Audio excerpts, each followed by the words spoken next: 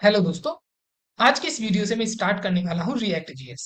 इस React JS में मैं जावास्क्रिप्ट के बेसिक से लेके कुछ इंपॉर्टेंट टॉपिक्स को कवर करूंगा जो रिएक्ट जीएस द्वारा वेब डेवलपमेंट में अक्सर दिखते हैं और उनका ज्यादातर यूज होता है। ठीक है, ये कोई फुल कोर्स नहीं है। मैं गारंटी आपको नहीं देता हूँ कि भाई ये फुल कोर्स है और यहाँ पे मैं एवरीथिंग कवर कर रहा हूँ, बल्कि मैं इसके अंदर एवरीथिंग वे सभी चीजें कवर कर रहा हूँ जो आपको एक रिएक्ट एप्लीकेशन डेवलपमेंट में दिखती हैं। ठीक है, उनका यूज होता है, उनकी जरूरत होती है, और केवल इन सभी के यूज से मैं आपको प्रोजेक्ट भी बना के दिखाऊंगा रिएक्ट जेएस की हेल्प से। तो इसलिए मैंने इन सभी टॉपिक्स को यहाँ पे इंक्लूड किया है। ये इंपॉर्टेंट टॉपिक है क्योंकि मैंने अब तक जितना भी डेवलपमेंट किया है वहां पे इन टॉपिक्स का मेनली सबसे ज्यादा यूज हुआ है और यही दिखते हैं भाई। ठीक है, एक दो टॉपिक नोट्स बनाते समय स्किप हो गया है, जैसे कि राउटिंग। ठीक है, तो वो आगे आने वाले नोट्स में दिख जाएगा वहां से। तो एक दो टॉपिक है जो इंपॉर्टेंट है वो इसमें ऐड हो जाएंगे, लेकिन जनरली ये ही टॉपिक हैं और आपको समझ में आ जाएगा जब आप खुद से रिएक्ट जेएस का कोड लिखेंगे। तो आपको पता चलेगा कि इसके अंदर जितने भी टॉपिक लिखे हुए हैं केवल इन्हीं टॉपिक का यूज है, इन्हीं चीजों का वहां पे रीयूज चल रहा है सब कुछ। राइट, बाकी इधर उधर से कुछ डिटेल चीजें आ जाती हैं। तो भाई अपनी अवेलेबिलिटी के हिसाब से आप चाहे कहीं से कोर्स लें या कहीं से भी, यदि आप चाहते हैं कि नहीं भाई डिटेल ही पढ़ना है, 20-25 घंटे की वीडियोस, 40 घंटे की भी कंटेंट, तो ठीक है भाई, आप पढ़ सकते हैं, पढ़ना जितना चाहे उतना पढ़ सकते हैं। बट एक और मेरा थॉट आप सुनने की कोशिश करिएगा। आज के टाइम में केवल एक चीज के पढ़ने से हमको जॉब आसानी से नहीं मिलने वाली है। तो इसलिए हमें बहुत सारी चीजें पढ़नी ही पड़ेंगी, क्योंकि अब से 10-15 साल पहले केवल एचटीएमएल और सीएसएस जो बंदा जानता है उसको भी आसानी से जॉब मिल जाती थी। बट आज के टाइम में ऐसा हो नहीं रहा है। तो आपको मल्टीपल चीजें सीखनी पड़ेंगी। ठीक, और कोई भी, मतलब भाई बड़ी कंपनियों को छोड़ करके बाकी जो छोटी मोटी कंपनी है या छोटी मोटी जगह भी यदि आपको जॉब लेनी है तो वो भी आपसे मल्टीपल चीजें पूछ सकते हैं कि आपको रिएक्ट जेएस आता है, कि आपको नेक्स्ट जेएस आता है, ठीक है, क्या आपको जावास्क्रिप्ट आती है, क्या आपको टाइप स्क्रिप्ट आती है, एचटीएमएल सीएसएस आती है, टेलविंड आता है। तो मल्टीपल चीजें आपको आनी चाहिए, सिंपल सी बात है। तो आप देख लीजिएगा, आप डिटेल के कोर्स पढ़ पढ़ के और ये सब चीज सीख लेंगे या कैसे इसको कंट्रोल करेंगे। ठीक, बाकी मेरे द्वारा ये पढ़ाए गए सारे टॉपिक आपको 100% मदद करेंगे। ठीक है, तो रिएक्ट जेएस द्वारा डेवलपमेंट में जितने भी इंपॉर्टेंट टॉपिक्स या जिनका यूज आपको दिखेगा वो सब चीज यहाँ लिस्टेड है। तो अब आपको देखना है, मेरे साथ चलेंगे तो डेफिनेटली आपको फायदा मिलेगा। बाकी ये ओवर टू यू है। ठीक है, सो अब मैं इसमें कौन कौन से मेनली टॉपिक कवर करने वाला हूँ। सबसे इंपॉर्टेंट जो पॉइंट है वो है व्हाट इज रिएक्ट जेएस। बाद में भूल जाओ, कोई मतलब नहीं होता है कि व्हाट इज रिएक्ट जेएस में से आप डेवलपमेंट करें तो ठीक है भाई, कर रही है। एवरीथिंग इज जावास्क्रिप्ट और कुछ भी नहीं है, समझे। फिर रिएक्ट के अंदर कंपोनेंट एंड जीएसएक्स क्या होता है, यहाँ पे एक्सपोर्ट्स आप जरूर देखेंगे, तो named export and default export. फिर जब आप रिएक्ट के द्वारा डेवलपमेंट करेंगे तो वहां पे आप प्रॉप्स देखेंगे। जब आप रिएक्ट के द्वारा डेवलपमेंट करेंगे तो वहां पे आप चिल्ड्रन प्रॉप्स देखेंगे, वहां पे एक की एट्रीब्यूट देखेंगे, वहां पे आप हुक्स देखेंगे, फिर वहां पे वेरिएबल एंड स्टेट देखेंगे। ठीक, और उस स्टेट के अंदर फिर वहां पे आएगा हुक्स की बात, जिसमें आप यूज स्टेट हुक पढ़ेंगे, यूज इफेक्ट हुक पढ़ेंगे, यूज रैप हुक पढ़ेंगे, और भी बहुत सारे हुक होते हैं, कस्टम हुक होते हैं, जितने हुक बनाने चाहो उतने हुक बन सकते हैं। एंड कुछ रिएक्ट द्वारा प्रोवाइडेड हुक होते हैं। तो इंपॉर्टेंट हुक्स को मैं यहाँ पे कवर करूंगा। एंड उसके बाद एक जो मोस्ट इंपॉर्टेंट चीज आती है वो आती है आपका कॉन्टेक्स्ट एपीआई। एंड इसके साथ साथ एक हुक आता है जिसको हम कहते हैं यूज कॉन्टेक्स्ट हुक, जो ठीक है उसकी डिटेल हम आगे बताएंगे। तो भाई यार, मैंने मेरे पूरे डेवलपमेंट में इन ही टॉपिक्सों को यूज किया है, इन्हीं चीजों को यूज किया है। ठीक है, तो यही वो सारी चीजें हैं, और बाकी जो इंपॉर्टेंट टॉपिक है वो नेक्स्ट वीडियोस के आपके नोट्स में ऐड होती चले जाएंगे। कुछ इंपॉर्टेंट टॉपिक्स जैसे कि राउटिंग इसके अंदर लिस्ट है जो कि मोस्ट इंपॉर्टेंट है, तो आगे आने वाले नोट्स में वो टॉपिक भी ऐड हो जाएगा। हो सकता है मैं इसको शायद लास्ट में कवर करूं। ठीक है, तो चलिए पहला टॉपिक यहीं पे निपटा देते हैं। ठीक, इंट्रोडक्शन भी हो गया। एंड इंट्रोडक्शन के साथ साथ, इंट्रोडक्शन मतलब इस कोर्स का इंट्रोडक्शन, अब हम थोड़ा सा रिएक्ट जीएस का भी इंट्रोडक्शन देख लेते हैं। देखिएगा लास्ट में क्या लिख रहा है, जीएस। तो जिसके भी लास्ट में जेएस लिख रहा है तो कुछ भी नहीं है, आपको जावास्क्रिप्ट यदि आती है तो जावास्क्रिप्ट ही है। एवरीथिंग इज जावास्क्रिप्ट, और कुछ भी नहीं है। अब यहाँ पे क्या लिख रहा है, रिएक्ट जेएस लिख रहा है। सो भाई यहाँ पर भी एवरीथिंग इज जावास्क्रिप्ट, जावास्क्रिप्ट के ही फंक्शन लिखेंगे, जावास्क्रिप्ट के द्वारा ही सब कुछ करेंगे। बट फिर ये रिएक्ट जेएस क्यों बना? ये रिएक्ट जेएस बना इसके नीचे लिखे गए कुछ फीचर्स की वजह से। तो ये जावास्क्रिप्ट से थोड़ा सा इसको अलग बना दिया गया क्योंकि कुछ फीचर्स इसके साथ ऐड कर दिए गए। मतलब जावा स्क्रिप्ट के कोड के साथ कुछ फीचर ऐड कर दिए गए कि भाई ये जावास्क्रिप्ट का फंक्शन है तो नॉर्मल फंक्शन कुछ भी रिटर्न करता है, बट यहाँ पे जो फंक्शन फंक्शन जावास्क्रिप्ट का कंपोनेंट, यहाँ पे कंपोनेंट होगा तो फंक्शन एंड एक कंपोनेंट अलग चीज बन गई। ठीक है, तो फंक्शन तो आपका जनरली कुछ वैल्यूज रिटर्न करता है, लेकिन कंपोनेंट कुछ चीज रिटर्न करेगा। ठीक है, तो इसके साथ कुछ फीचर्स ऐड कर दिए गए, जावास्क्रिप्ट के कोड के साथ कुछ फीचर ऐड कर दिए गए, जिससे बन करके तैयार हो गई एक नई लाइब्रेरी जिसका नाम है रिएक्ट जेएस। तो क्या है, सारा कुछ जावास्क्रिप्ट है बट उसके साथ कुछ फीचर्स ऐड किए गए हैं, और उन फीचर्स के कॉम्बिनेशन के साथ एक बन चुकी है लाइब्रेरी। तो वो कौन कौन से फीचर्स हैं, तो अब इसकी थोड़ी सी डिटेल है, इसको पढ़ लेते हैं, खत्म बात। ठीक है, बस इसमें समझाने वाला कुछ भी नहीं है, तो पढ़ लेते हैं। React JS is an open source JavaScript library.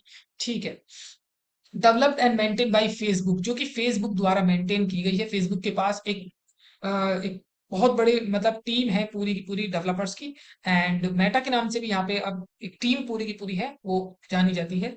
So for building user interfaces particularly for single page application. ठीक है, सो सिंगल पेज एप्लीकेशन यहाँ इसलिए है क्योंकि यहाँ पे आप एचटीएमएल का केवल एक डॉक्यूमेंट लिखेंगे और उसी डॉक्यूमेंट के अंदर आप सारा कंटेंट वहां पे री रेंडर होता रहता है, तो एक सिंगल पेज एप्लीकेशन है। ठीक है, it was first release, JavaScript कब रिलीज हुई थी? जावास्क्रिप्ट नहीं, रिएक्ट जेएस। हाँ, रिएक्ट जेएस तो गलती से कुछ चीजें शायद जावास्क्रिप्ट फ्लो फ्लो में बोल दिया। सो रिएक्ट जेएस कब रिलीज हुई थी? 2013 के अंदर, and has since become one of the most popular front end libraries in the web development. तो ध्यान रखना, ये एक लाइब्रेरी है, फ्रेमवर्क नहीं है। फ्रेमवर्क के अंदर कलेक्शन ऑफ लाइब्रेरीज होती है, तो ये सिंगल एक लाइब्रेरी है जावास्क्रिप्ट की। ठीक है, ये कोई फ्रेमवर्क नहीं है। अब इसके कौन कौन से फीचर हैं? सबसे पहली बात, कंपोनेंट बेस्ड आर्किटेक्चर। मतलब पूरी की पूरी जो वेबसाइट आपको दिखेगी उसको छोटे छोटे रीयूजेबल पार्ट्स में आप ब्रेक कर सकते हैं, जिसको कंपोनेंट कहते हैं। तो वही चीज यहाँ पे लिखा है, react is build around the concept of reusable component that manage their own state. Component कैसे बनते हैं, क्या है क्या नहीं है, सारी चीजें हम सीखेंगे। This approach make it easier to build complex UIs by breaking them into smaller and manageable pieces. So simple सी बात है, कंपोनेंट का मतलब जो आपकी वेबसाइट है, एंड आप उसको छोटे छोटे पार्ट्स में देखेंगे एंड रीयूजेबल पार्ट्स में देखेंगे कि भाई ये भी कॉपी, ये भी कॉपी, ये भी कॉपी। ठीक है, तो उसी चीज को यहाँ पे कंपोनेंट कहा है, रखा है, और जो इसके अंदर लिखा हुआ है। अब यहाँ पे जो मोस्ट इंपॉर्टेंट चीज है जिसे हम कहते हैं वर्चुअल डोम, जिसकी वजह से हमारा react JS is very fast, जिसे हम कहते हैं वर्चुअल डोम। तो ये वर्चुअल डोम क्या है? ठीक है, तो React creates a light weight representation of actual DOM. Actual DOM मतलब जो आपके ब्राउजर पे कंटेंट दिख रहा है वो आपका एक्चुअल डोम से, एक्चुअल डोम का विजुअल रिप्रेजेंटेशन है। ठीक है, सो तो अब क्या करेगा, हमारे पास जो रिएक्ट है उसका एक वर्चुअल डोम क्रिएट करेगा, एक वर्चुअल जावास्क्रिप्ट ऑब्जेक्ट क्रिएट हो जाएगा, और फिर उसमें जब हम कुछ चेंजेस करना चाहेंगे तो एक्चुअल डोम में चेंज होने से पहले वो वर्चुअल डोम क्रिएट करेगा। फिर वर्चुअल डोम में देखेगा कि कहाँ पे चेंज हुए हैं, तो केवल चेंज्ड वैल्यू को ही वो एक्चुअल डोम में रिप्रेजेंट करता है, मतलब रिफ्लेक्ट करता है।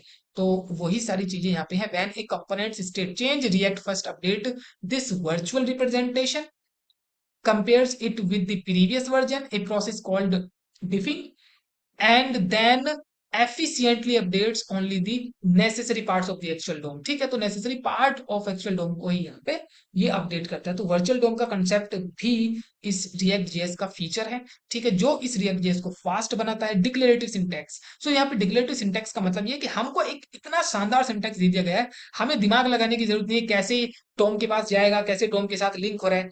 जस्ट सिंटैक्स के अंदर यदि आपको किसी वेरिएबल या स्टेट की वैल्यू को अपडेट करना है, डालना है कि भाई ये डोम के ऊपर चला जाए, तो आप बस वहां पे सेट कर दीजिएगा सीएसएस दे देके कि भाई इसको इधर कर देना, इसको इधर खत्म। मतलब आपको फोकस करना है हाउ, हाउ पे फोकस नहीं करना, बस आपको देखना है कि व्हाट आपको करना क्या है, कैसे होगा, वो सब चीज रिएक्ट हैंडल कर लेगा। तो वो ही यहाँ पे लिखा हुआ है भाई, पढ़ लेना। फिर आता है हमारे पास unidirectional data flow. Data flow कैसे? पेरेंट कंपोनेंट से चाइल्ड कंपोनेंट पे डेटा का फ्लो होगा। जब नेक्स्ट वीडियो में हम कोड लिखेंगे तो अगली वीडियो में ये सारा चीजें मैं समझाऊंगा कोड के द्वारा, ठीक है। उसके बाद JSX क्या होता है? सो ये मोस्ट इंपोर्टेंट है। JSX एक जावास्क्रिप्ट एंड XML, मतलब ये एक इस प्रकार का सिंटेक्स एक्सटेंशन है, एक सिंटेक्स है जो आपको जावास्क्रिप्ट और प्लस HTML दोनों को एक साथ लिखने के लिए मदद करता है, बस इससे ज्यादा कुछ नहीं है।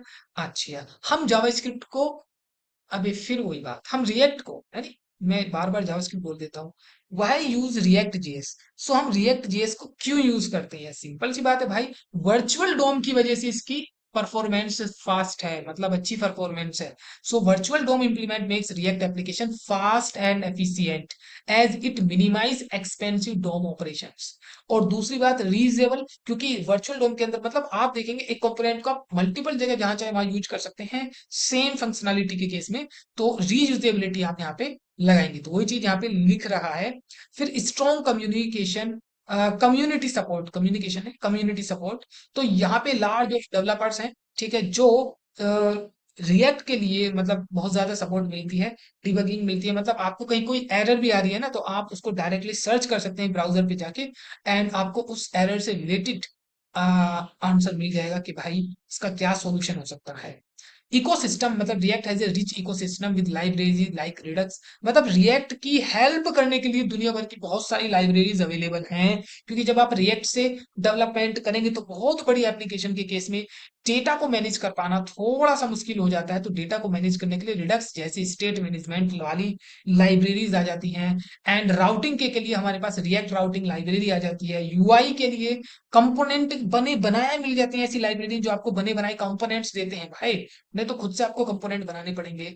डेवलपर टूल्स भी हैं जो आपको इंस्पेक्ट करने में मदद करेंगे, ठीक है। And backend backed by Facebook. So being maintained by Facebook means React is continuously improved and has strong industry support. ठीक। अगला, यूज्ड बाय मेजर कंपनीज। तो जो रिएक्ट है इसको मेजर कंपनीज द्वारा यूज किया जा रहा है फॉर वेब एप्लीकेशन डेवलपमेंट के लिए। तो React is used by many major companies including Facebook, Instagram, Netflix, Airbnb and many other, ठीक है, attesting to its reliability and scalability, right. तो भाई साहब ये था पूरा रिएक्ट जेएस के बारे में। इंपॉर्टेंट है, बहुत जरूरी, इसके अंदर मैंने यहाँ पे ये पॉइंट लिखे हैं जो आपको पूरी मदद करेंगे रिएक्ट जेएस को एक्सप्लेन करने में, रिएक्ट जेएस को अंडरस्टैंड करने में। और इससे ज्यादा आपको पढ़ने की जरूरत नहीं है, बाकी आपकी इच्छा, जितना चाहे पढ़ें, एवरीथिंग इज अवेलेबल, ठीक है। सो फिर नेक्स्ट वीडियो में मैं इस टॉपिक को ही स्टार्ट करूंगा, या फिर उससे पहले नेक्स्ट वीडियो में मेरा टाइटल होगा कि रिएक्ट जेएस में कैसे कोड करें, इसको कैसे चीजों को इंस्टॉल करके और सब चीजों को स्टार्ट करना होता है कोडिंग के लिए, ठीक है, क्योंकि उसके बाद से तो सारे टॉपिक्स को कोड करके ही एक्सप्लेन करना पड़ेगा, ठीक है, जिससे हम आसानी से इसको समझ सकते हैं। तो ये था रिएक्ट। और आप बताना कमेंट सेक्शन में विद प्रॉपर लाइक कि भाई आपको यदि ये नोट्स चाहिए तो फिर मैं इनका अरेंजमेंट करूंगा, जिससे आप इनको आसानी से कहीं ना कहीं से डाउनलोड कर पाएंगे, ठीक है। तो चलिए फिर मिलते हैं नेक्स्ट वीडियो में। धन्यवाद।